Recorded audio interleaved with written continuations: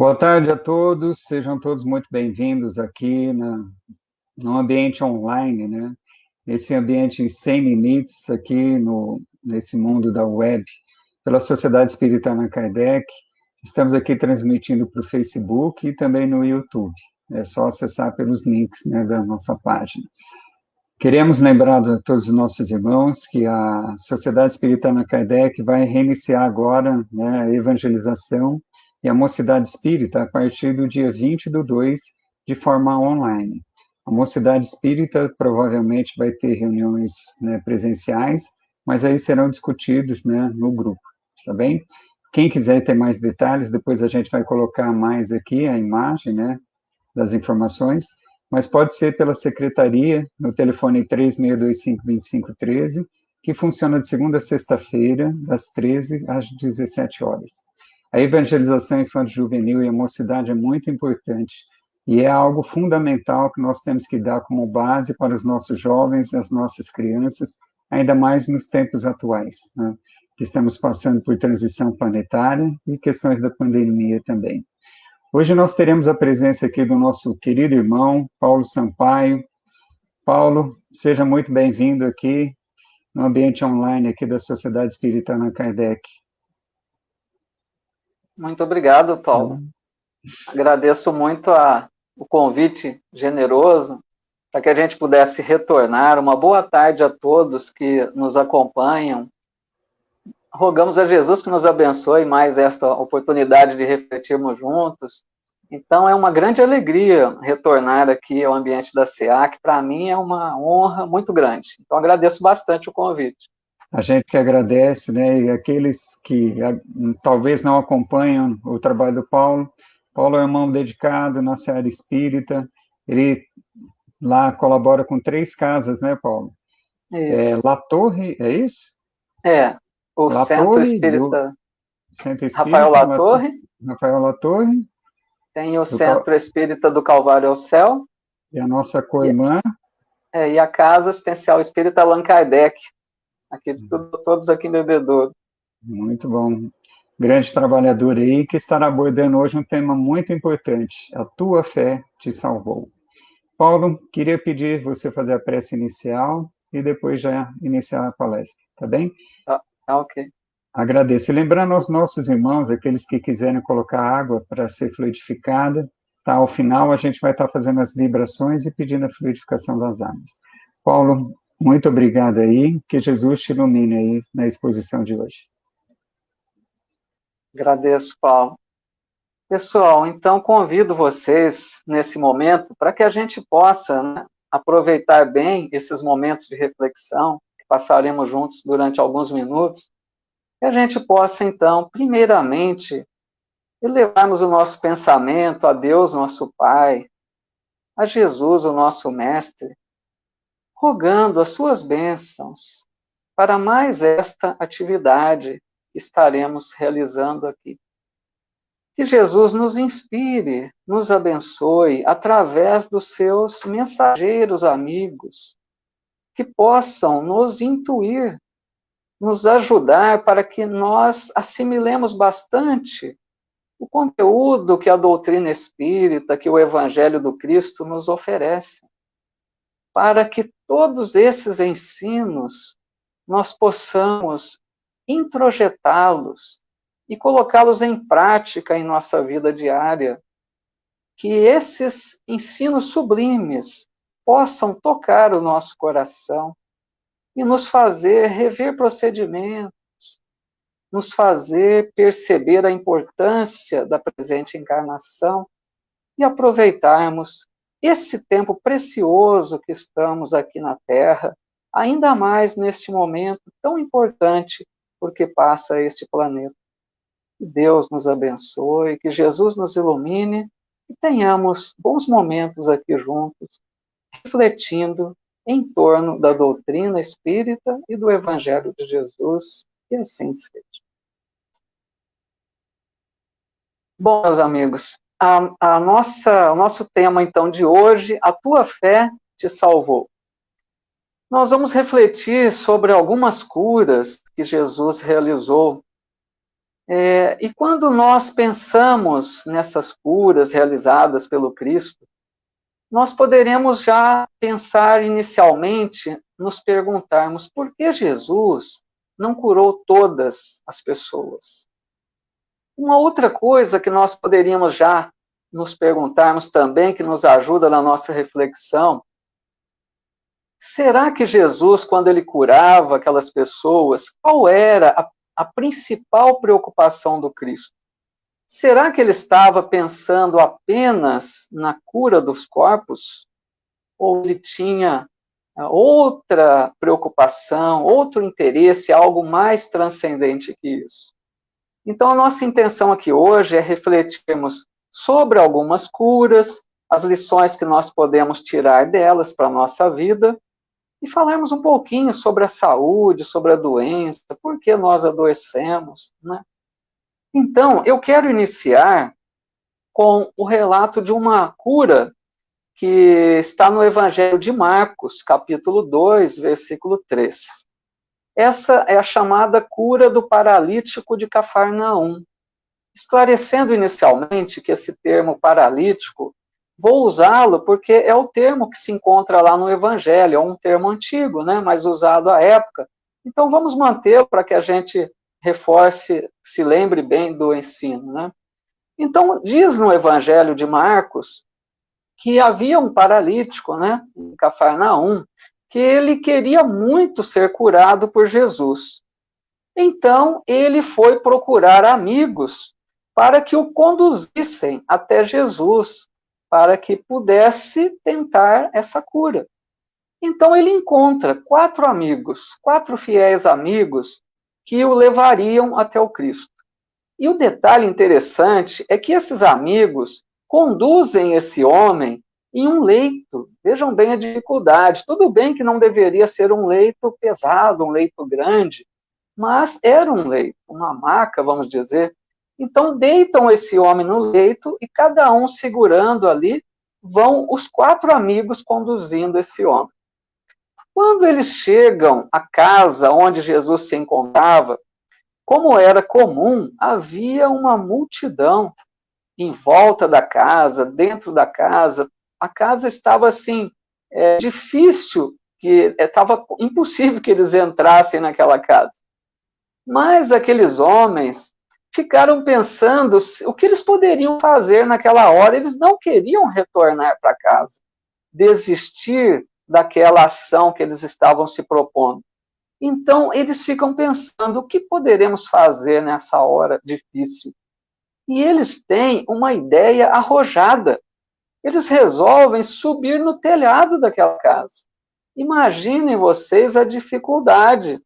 Então, o que eles fazem? Sobem ao telhado, amarram aquele homem com cordas, amarram aquele leito, levam o leito e o homem lá para cima, e vejam bem, abrem um espaço no telhado.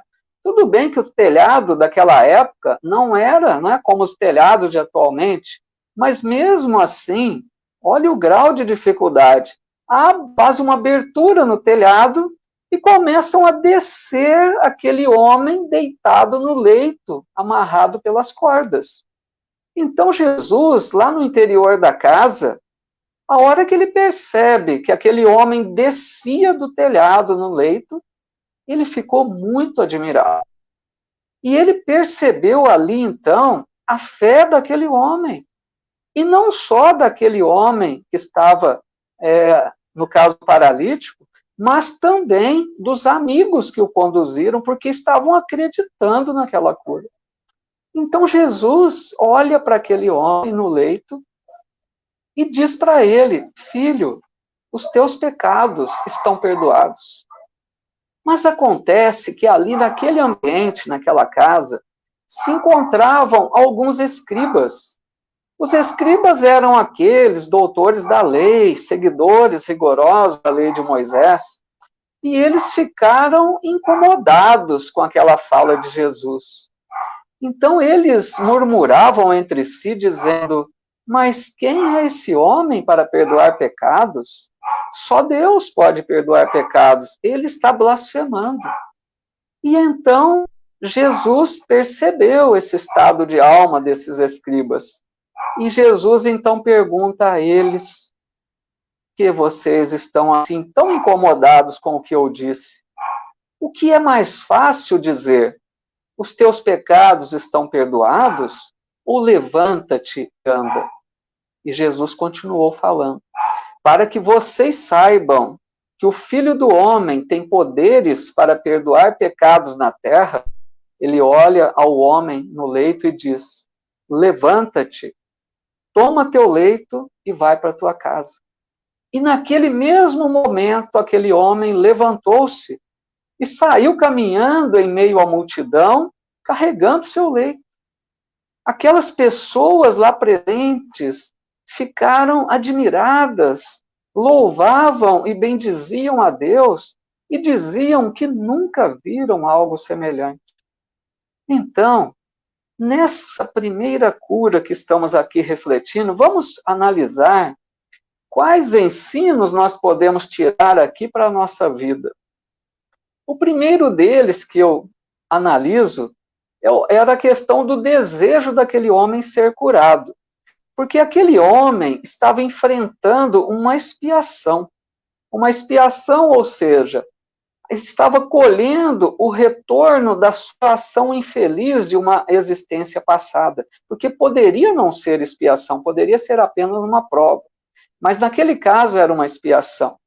E aquele homem, ele estava se saindo muito bem naquela expiação que enfrentava.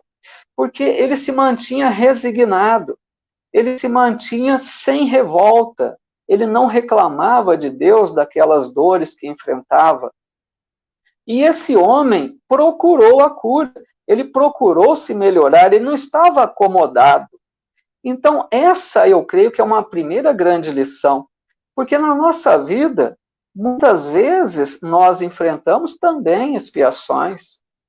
E é importante analisar como nós estamos reagindo diante dessas expiações. Será que nós estamos tendo a atitude daquele homem de resignação, de se manter sereno e de buscar se melhorar? Porque aquele homem não se acomodou. Então, essa é uma primeira lição. Uma segunda coisa que podemos buscar nesse relato é o apoio daqueles amigos. Porque vejam como foi essencial a ajuda daqueles amigos. Se eles não tivessem levado aquele homem até Jesus, não teria ocorrido a cura. Então, a ação daqueles amigos foi essencial na vida daquele homem. E aí nós pensamos para a nossa vida. Como nós precisamos uns dos outros. É muito importante aceitarmos a ajuda quando nós estamos carecendo delas. Porque, às vezes, o nosso orgulho pode nos fazer sentirmos autossuficientes. Pode ser que nós achemos que não precisamos dos outros, mas precisamos sim, muitas vezes precisamos. E, por outro lado, devemos pensar que também nós, por nossa vez, podemos também sermos úteis ao semelhante na medida do possível. Então, é importante que nós estejamos também prontos para auxiliarmos, se necessário for, se alguém precisar do nosso socorro. Uma outra coisa é sobre aquela multidão que estava em torno da casa, quando eles chegam com aquele homem para levá-lo até Jesus. Essa multidão nós podemos interpretar como os obstáculos, as dificuldades que surgem em nossa vida. Quantas vezes nós queremos realizar algo de bom, uma ação boa, uma ação no bem, mas pode ser que os primeiros obstáculos, os primeiros problemas que surgem, quem sabe às vezes a gente acaba desistindo, desanimando. Então vamos nos lembrar desse homem, o que eles fizeram. Como que eles enfrentaram o problema da multidão?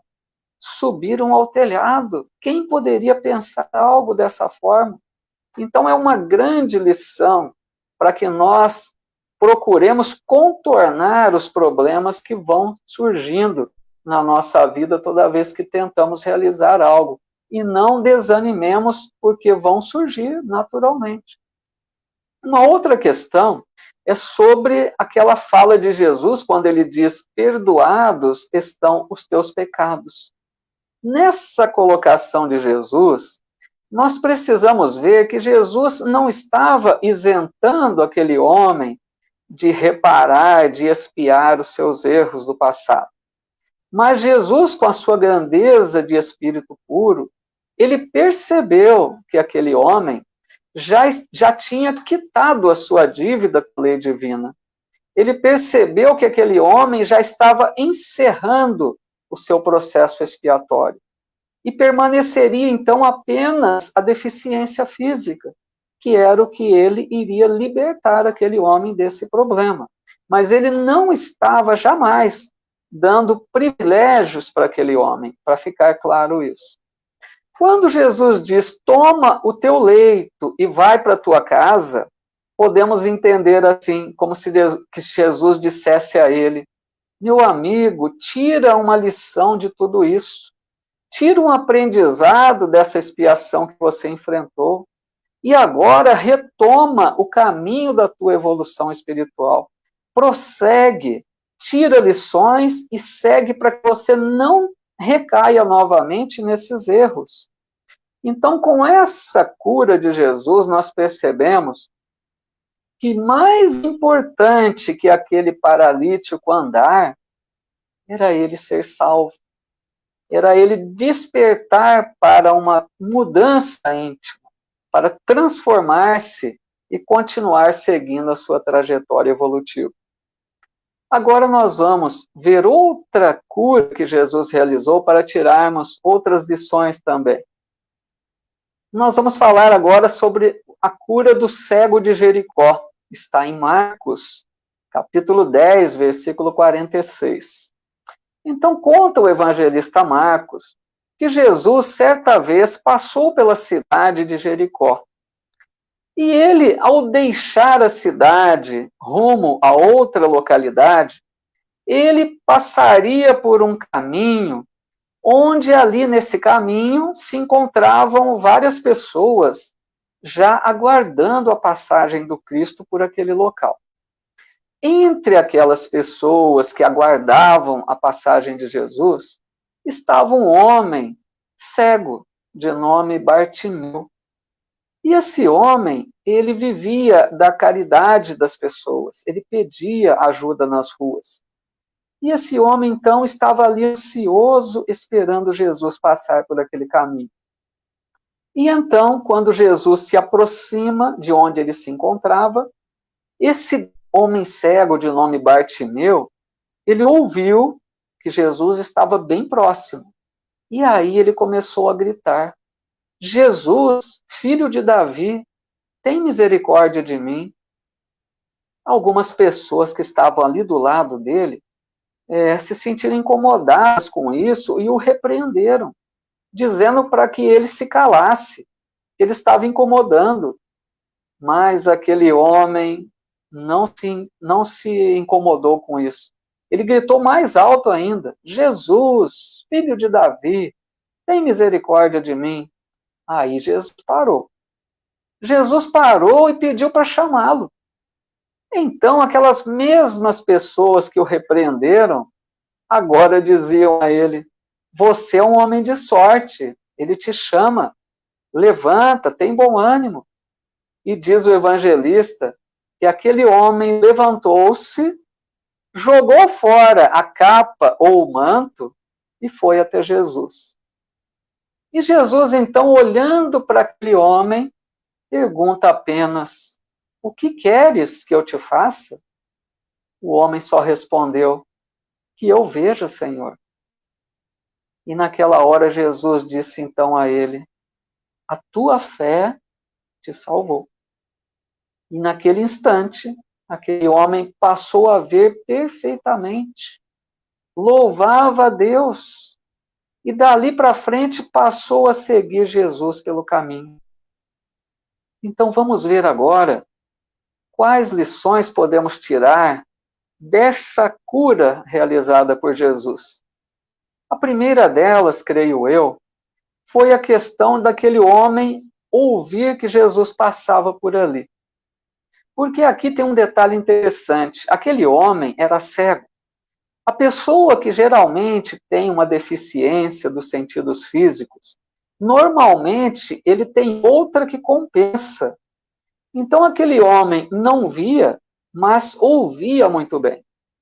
Então o que ele fez? Aproveitou-se da faculdade que ele tinha bem desenvolvida.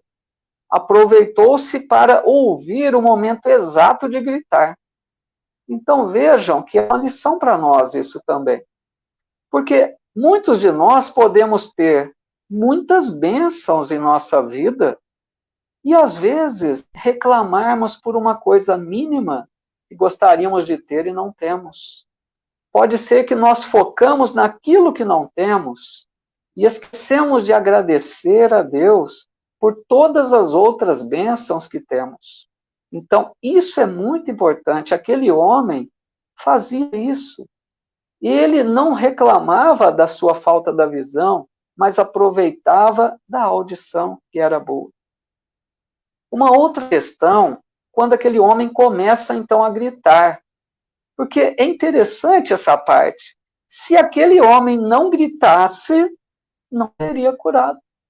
Porque se ele não gritasse, Jesus prosseguiria a sua marcha, continuaria caminhando com aquelas pessoas que o acompanhavam. Então, o grito daquele homem foi decisivo. Outra lição para nós. Por quê? Será que muitas vezes, diante dos problemas que nós enfrentamos na vida, nós não podemos ficar esperando um milagre cair do céu? Será que nós estamos fazendo tudo o que nos cabe para melhorar a nossa situação? Para mostrarmos que não estamos entregues ao desânimo? Então, aquele homem, quando gritou, foi essencial. Ele buscou a ajuda, ele buscou a cura. Porque se ele não gritasse, não teria cura. Uma outra questão dessa passagem é quando diz que aquele homem lançou fora o manto ou a capa. Nesse ponto, eu busquei a ajuda de estudiosos do Evangelho que vêm nos explicar essa questão do manto ou da capa, né? Porque esse manto ou essa capa que aquele homem tinha era, na verdade, uma autorização que ele recebia para poder pedir em vias públicas. Aquela capa mostrava que a pessoa estava autorizada a pedir ajuda nas ruas. Então, vejam, a hora que ele lança fora aquela capa, ele sabia que ele estava correndo o risco de outra pessoa pegar a capa, se apropriar daquele manto, daquela capa. Fora o que, ele era ali onde ele guardava os seus poucos pertences. Tudo que ele tinha estava guardado ali, naquela capa ou naquele manto. E quando ele joga fora, é porque ele tinha tanta fé que ele seria curado, e ele já tinha certeza que ele não precisaria mais daquilo. Aí a gente vê a capacidade da fé, a certeza, a confiança de saber que é possível acontecer algo. Então aqui mostra muito bem a fé daquele homem. E uma última coisa que podemos comentar aí seria quando Jesus diz: a tua fé te salvou. E ele diz essa frase em muitas outras curas que realizou. Então vejam que Jesus disse: a tua fé te salvou e não te curou. Porque Jesus não estava preocupado apenas com a cura do corpo. Muito mais que isso, ele queria que a pessoa estivesse interessada na sua transformação moral, no seu melhoramento, que a pessoa tirasse lições das suas dores para progredir a partir dali. E essa questão de salvo seria um estado de consciência pacificado.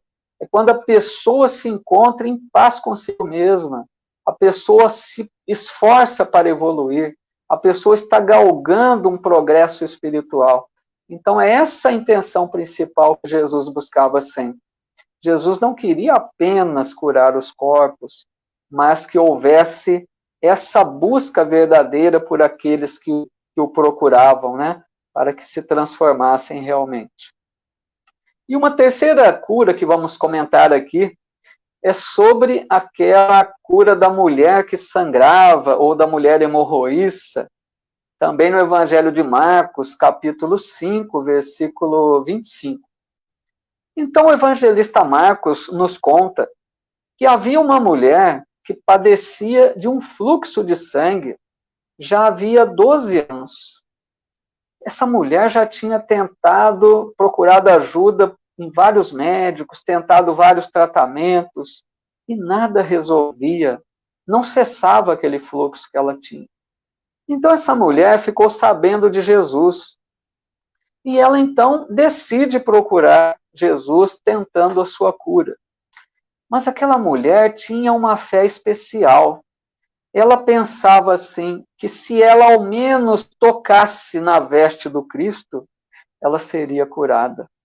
Então foi com essa fé que ela foi em busca de Jesus.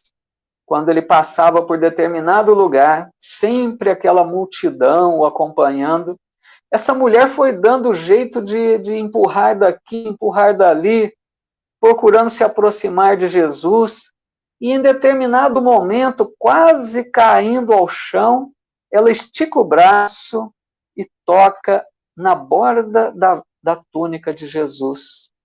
Naquele momento, ela sentiu algo em seu corpo. Aquele fluxo havia cessado. Então Jesus parou a sua caminhada e perguntou aos discípulos: quem tocou nas minhas vestes? E Pedro, então, acha muito estranha essa pergunta de Jesus, porque ele diz assim: mas mestre, olha quanta gente aqui à tua volta, todos te tocam, todos te empurram. Como assim, quem tocou? E Jesus diz: mas alguém me tocou de forma diferente, porque eu senti que de mim saíram virtudes, ou de mim saiu um poder, dependendo das traduções, né?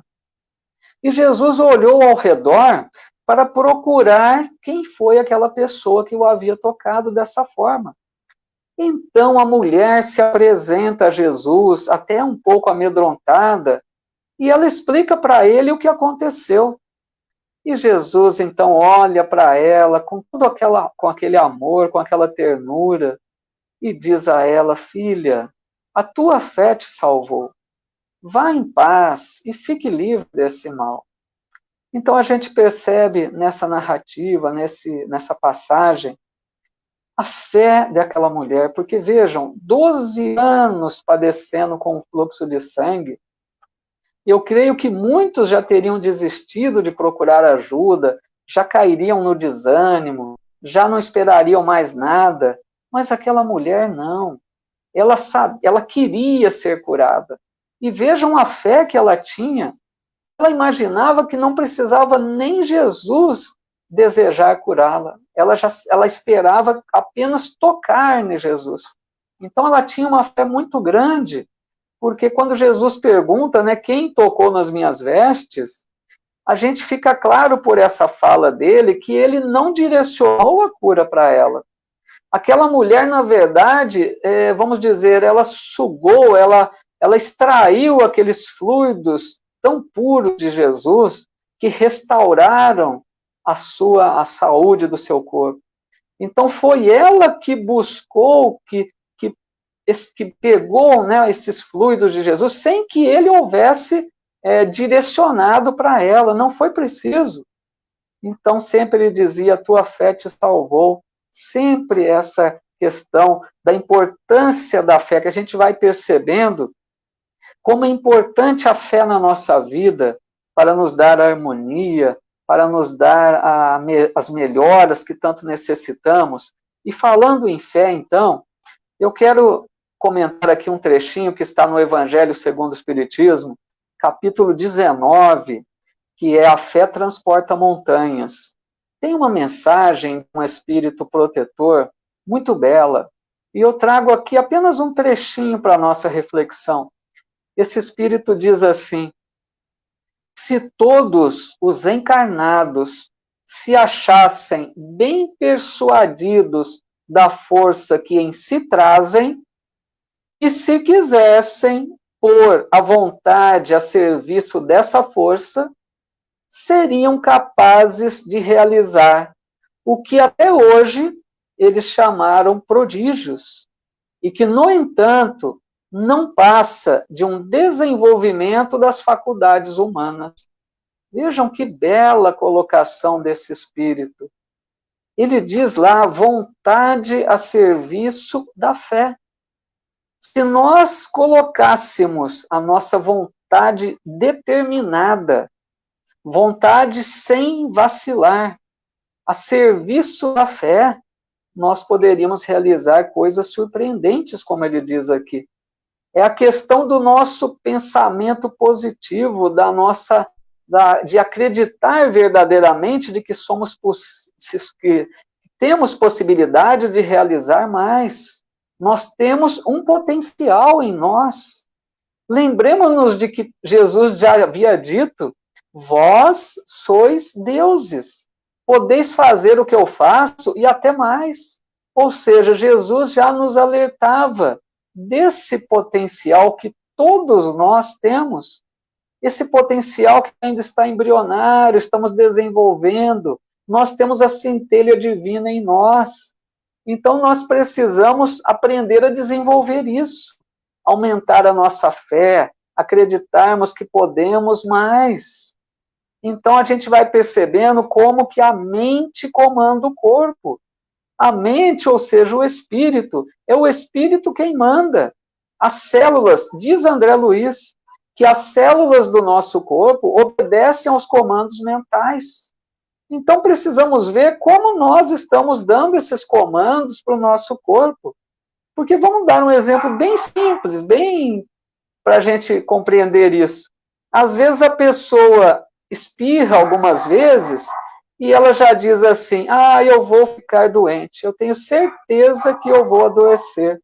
Então veja, qual é o comando que essa pessoa está dando para as células do corpo? Ele está autorizando a se instalar a doença, sendo que deveria dizer ao contrário, não, isso não é nada, daqui a pouco eu já estou bem, já eu melhoro. Isso é postura mental, é o que nós estamos comandando para o corpo. E assim também, mesmo que estamos já com a doença instalada no corpo, qual é a nossa ordem mental? Eu estou piorando? Ou com a graça de Deus eu vou melhorar? Eu estou firme, eu confio em Deus, eu tenho certeza que isso vai passar um dia, mesmo que demore. É postura mental, é fé, é pensamento positivo. Isso é importante na nossa vida.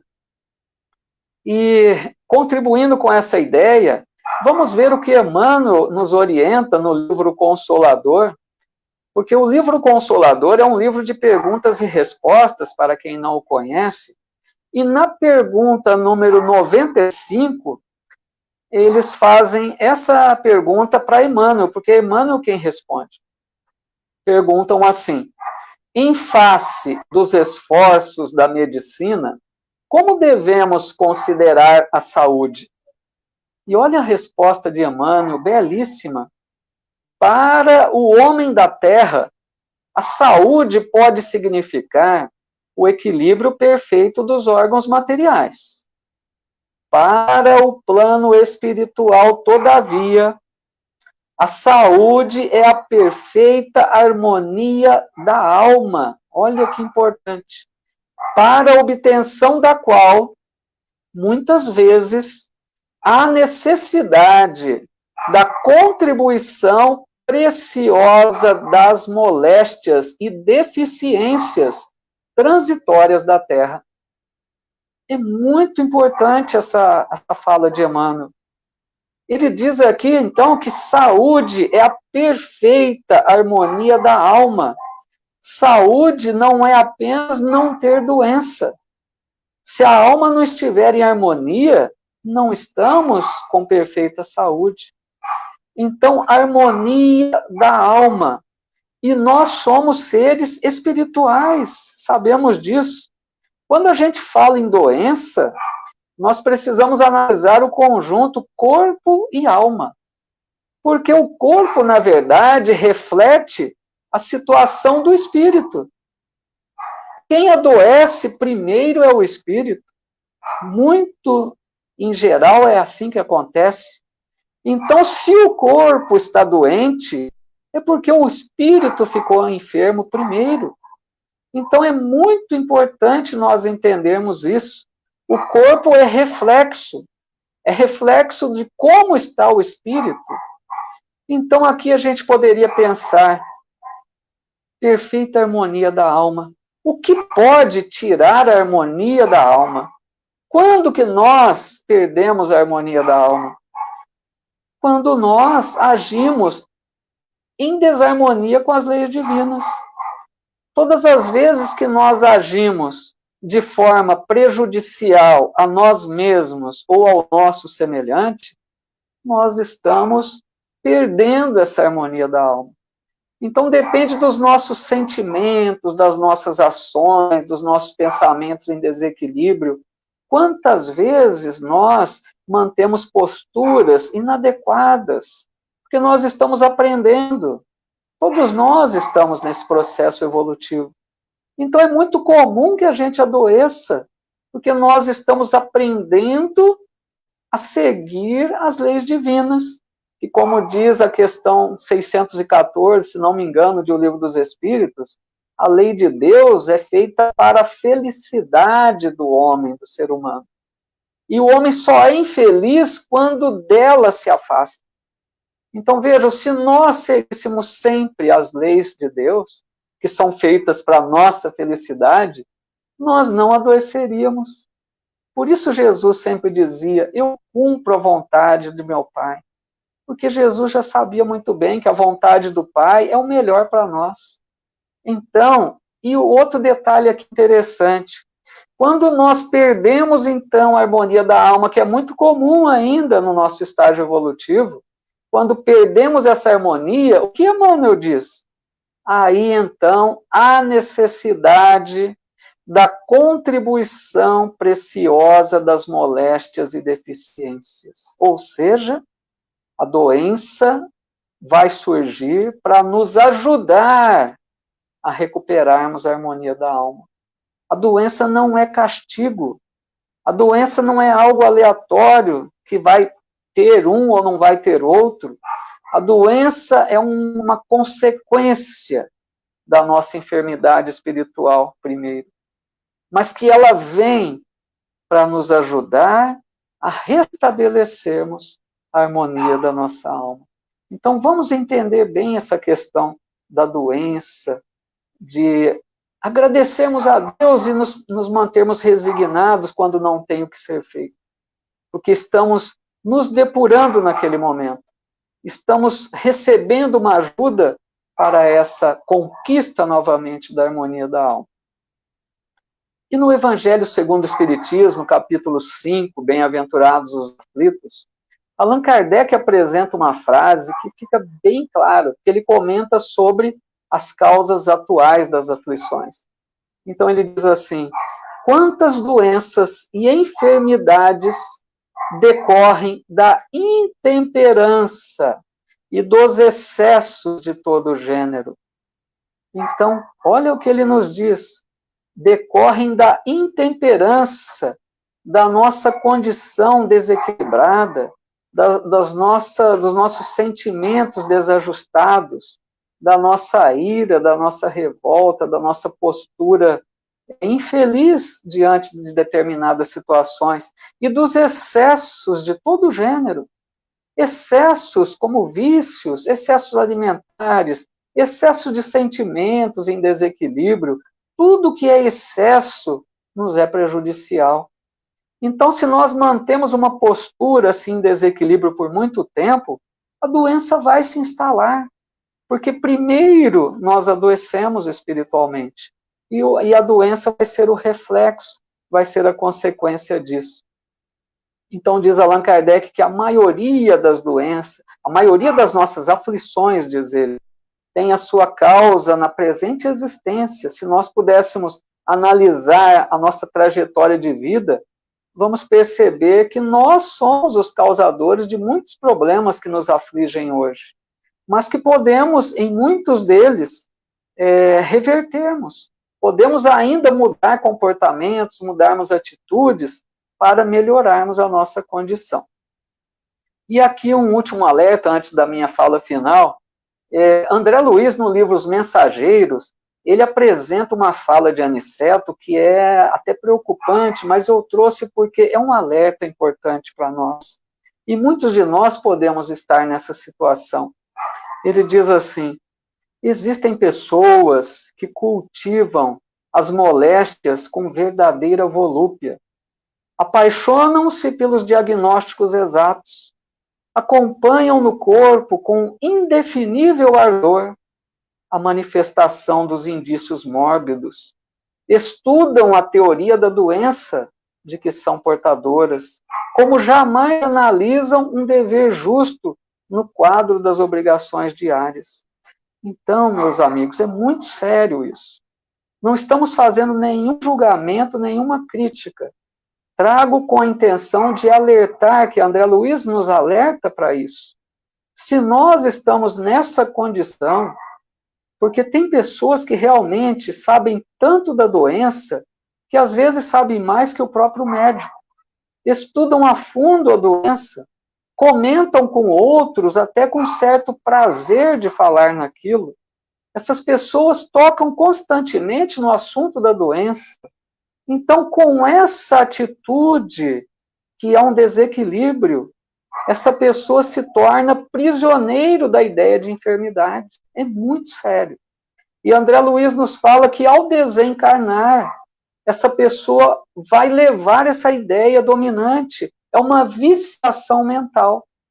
Então, a doença que era para ficar no corpo que morreu, ela vai ser levada na mente daqueles que ainda assim procedem, levando desarmonia para o estado de desencarnados, e vão, às vezes, sofrer por muito tempo, desnecessariamente, porque cultivaram essa ideia da doença em excesso e em desequilíbrio. E diz, então, também André Luiz, no livro Entre a Terra e o Céu, uma frase bela do personagem Clarencio: um dia o homem ensinará ao homem, consoante as instruções do divino médico, que a cura de todos os males reside nele próprio. Então, com essa fala, nós podemos analisar que a medicina, que é uma bênção de Deus na Terra, mas a medicina combate os efeitos. A medicina trata a doença que já instalou-se no corpo, mas é preciso procurar a causa, e a causa está no espírito imortal. Porque a medicina combate a doença, trata a doença, mas se a pessoa não transforma sua atitude, a doença volta. Então é preciso combater a causa. Por isso Jesus sempre dizia: vá e não peques mais, para que não te sucedas coisa pior. Então aqui trata-se da reforma íntima, da nossa mudança, da nossa transformação, de procurarmos seguir o Evangelho do Cristo. A gente vai percebendo que o que os Espíritos nos dizem para que nós sigamos o Evangelho é algo essencial para a nossa felicidade, para a nossa paz, para a nossa saúde. Vale muito a pena nos esforçarmos dentro de nossas possibilidades para transformarmos os hábitos infelizes, para seguirmos realmente esse roteiro luminoso do Evangelho. E aqui, então, eu quero encerrar com uma crônica que é de Humberto de Campos, psicografia de Chico Xavier, no livro Pontos e Contos. E ele intitula essa crônica como O Doente Grave. Então, nos conta Humberto de Campos que uma mãe muito aflita, muito preocupada, certa noite, durante o sono, ela foi levada a uma bela região do mundo espiritual. Lá chegando, ela foi recepcionada por um espírito de altas esferas. E ela já foi logo dizendo: anjo amigo, eu sou mãe na Terra, tenho 2 filhos, e venho aqui rogar as bênçãos de Deus para eles. Então aquele mensageiro anotou o pedido daquela mulher e ela, quando percebeu toda aquela receptividade, aquela atenção, ela continuou dizendo: pois então, eu quero pedir em especial para um deles. Eu peço por um filho que está muito doente. Ele está entre a vida e a morte. Ele está de cama. Eu já não suporto mais ver tanta dor e tanto sofrimento. Então, eu venho aqui para rogar a Deus que possa restituir a saúde a meu filho. Aquele mensageiro, então, olhou para aquela mulher, pensou um instante e perguntou a ela: qual de teus 2 filhos se mantém mais unido a Deus? E ela respondeu rapidamente: meu filho doente, sem dúvida. Todas as manhãs, logo ao despertar, ele faz orações fervorosas, agradecendo a Deus a bênção daquele novo dia. E ele pede forças a Deus para que ele possa suportar tudo aquilo que tiver que enfrentar durante aquele dia. E ele se mantém resignado, confiante, com fé e sem desânimo. Então pergunta aquele espírito: e o outro? Aí a mãezinha responde: bem, o outro é um homem feliz nos negócios do mundo. A vida parece que lhe sorri, para ele dá tudo certo. Ele é um homem bem-sucedido e ele nunca teve assim problemas maiores que o levassem a se socorrer com a misericórdia divina. Então aquele mensageiro do alto pergunta ainda: qual de teus 2 filhos compreende melhor a sublime significação do trabalho? E a mãezinha diz: meu filho doente, porque mesmo com a sua imobilidade na cama, ele mantém profunda compreensão da importância do esforço próprio. E a sua palavra edifica quantos lhe ouvem o relato das suas experiências dolorosas. Então aquele mensageiro pergunta: e o outro? Ele diz: bem, ela diz, né? Bem, o outro, e como tem uma fortuna muito grande, né? Ele é um homem bem-sucedido, tem muitas posses. Ele escolheu um tipo de vida que ele julga que é a melhor para ele. Então, o que ele faz? Ele se permite acordar tarde em hotéis de luxo. Ele tem muitos servidores que fazem todo o serviço para ele. E assim eu acho, né, ela diz, eu penso que ele não compreendeu ainda a importância do esforço próprio. Então aquele espírito nobre ainda pergunta: qual de teus 2 filhos compreende a importância da confraternização com os homens, nossos irmãos? E ela diz: o meu filhinho doente também, porque a minha casa está sempre com vários amigos seus, amizades verdadeiras que ele cultiva com muito carinho, com muita verdade, com muita simpatia, não fazendo distinção a quem quer que seja, e todos gostam muito dele, e ele também trata todos de forma muito carinhosa. E o outro? Pergunta o anjo. Então a mãezinha diz: bem, o outro filho, ele está ainda muito preocupado em aumentar as suas posses, a sua fortuna, ele está muito focado nisso. Então ele acabou se distanciando da família. Ele está sempre reunido com poucas pessoas que têm fortunas iguais a dele. E ali ele passa seu tempo preocupado com os negócios, e ele nunca tem tempo para uma confraternização com os amigos ou com os familiares. Então, aquele emissário das altas esferas medita sobre tudo isso que a mãezinha disse e faz a ela uma última pergunta: Para qual deles, então, você quer pedir, em especial, as bênçãos de Deus? Ela diz, para o filhinho que está preso ao leito de dor. Então, aquele espírito generoso, sábio, ele olha para aquela mãe com extrema bondade e responde com grande sabedoria: volta à terra, minha irmã. Reconsidera a atitude do teu carinho, porque o teu filho, aquele enfermo do corpo, vai muito bem. Ele já percebeu a importância da união com o Pai Celestial. E o que diferencia, o que distingue os homens uns dos outros, é o grau das suas relações com a vida mais alta. Renova, pois, minha irmã, os votos das tuas preces ardentes, porque o doente grave é o outro.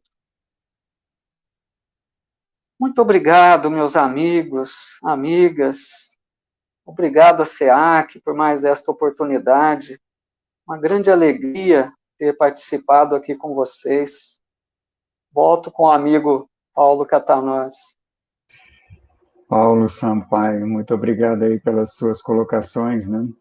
Lembrando aí a nós todos que é muito importante a força de vontade, né? A nossa fé. E como dizia Chico, né? 50% da cura está na aceitação. Pois é. Então, temos que ter a resignação também, né? A santa resignação para todos nós. Pois é. Bom, caros irmãos e caras irmãs, convido a todos aí para as nossas vibrações agora. Fiquem conosco para as vibrações e depois voltamos ao final, tá, Paulo, para dar um tchau. Ok.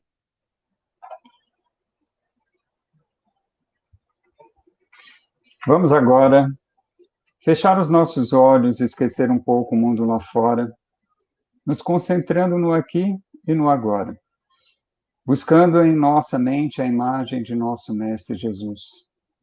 Busquemos assim harmonizar os nossos pensamentos, nossos sentimentos, soltando as tensões do nosso corpo, nos acomodando confortavelmente, relaxando. Agora respiremos fundo e lentamente, dirigindo os nossos pensamentos ao plano maior, aos benfeitores espirituais, ao Mestre Jesus e a Deus Pai. Agradecemos pela bênção da vida, pela oportunidade bendita da reencarnação e por todas as oportunidades e desafios de nossas vidas. Agradecemos pela possibilidade de nos reunirmos com o propósito de aprendermos juntos um pouco mais sobre os ensinamentos do Mestre Jesus, buscando compreendê-los para que um dia possamos realmente vivenciá-los. Agradecemos pela nossa saúde e pela saúde de nossos entes queridos, pelo nosso trabalho, pelo pão que nos alimenta, pela roupa que nos veste, pelo nosso lar, pela família que nos acolhe e pelos amigos que temos. Pedimos por todos, encarnados e desencarnados, que necessitam de amparo, proteção, orientação e cuidados. Em especial por todos aqueles que se encontram nos hospitais, nos asilos, nos orfanatos, nas penitenciárias. Pedimos por todos aqueles que se dedicam à área da educação e que colaboram de alguma forma para o desenvolvimento humano. Pais, familiares, professores, educadores e demais colaboradores. Pedimos por todos aqueles que estejam sendo impactados de alguma forma pela pandemia da Covid-19 e suas famílias, seja nas questões de saúde física, emocional, material ou pela vivência do luto. E por todos aqueles que estejam passando por quaisquer dificuldades, sejam materiais, psicológicos, de saúde ou espirituais. Pedimos por todos que trabalham na área da saúde e se dedicam ao cuidado ao próximo, médicos, paramédicos, enfermeiros, auxiliares e demais colaboradores. Pedimos um amparo especial aos irmãos que se encontram no mundo dos vícios, em estado de perturbação emocional, aos irmãos com tendência ao suicídio ou que já o tenham cometido. Que eles e suas famílias sejam amparados pelos benfeitores do plano espiritual. Pedimos pelos que sofrem com a desencarnação de entes queridos e pelos irmãos que partiram, para que tenham compreensão e aceitação da continuidade da vida no plano espiritual e a certeza de um reencontro futuro. Pedimos por todos os dirigentes religiosos, para que transmitam sempre mensagens e ensinos de caridade, fraternidade, irmandade, paz, amor, e que se tornem exemplos vivos daquilo que pregam, que ensinam. Lembrando sempre de que todos somos irmãos, filhos do mesmo Pai, que é Deus.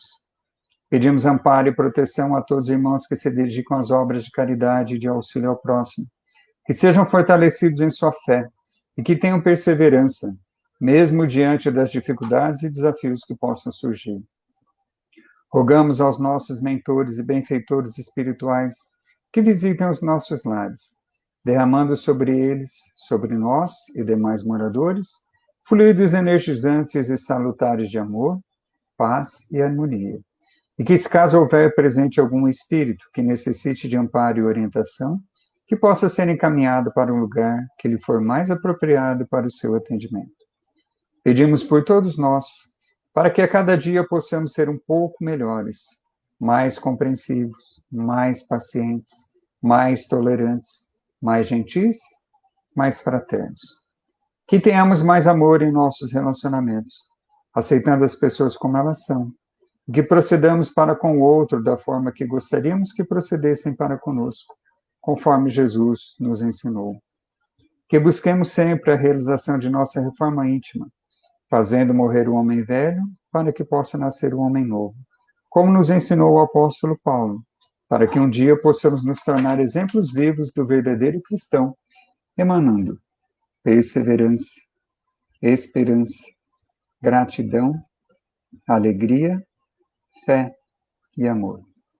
Agora pedimos aos nossos irmãos para que nos auxiliem para a transmissão dos passes de forma coletiva e à distância, pedindo humildemente aos benfeitores espirituais, aos nossos mentores, que nos auxiliem nesse trabalho, distribuindo as energias benfazejas vindas do plano maior, fluidificando também as nossas águas.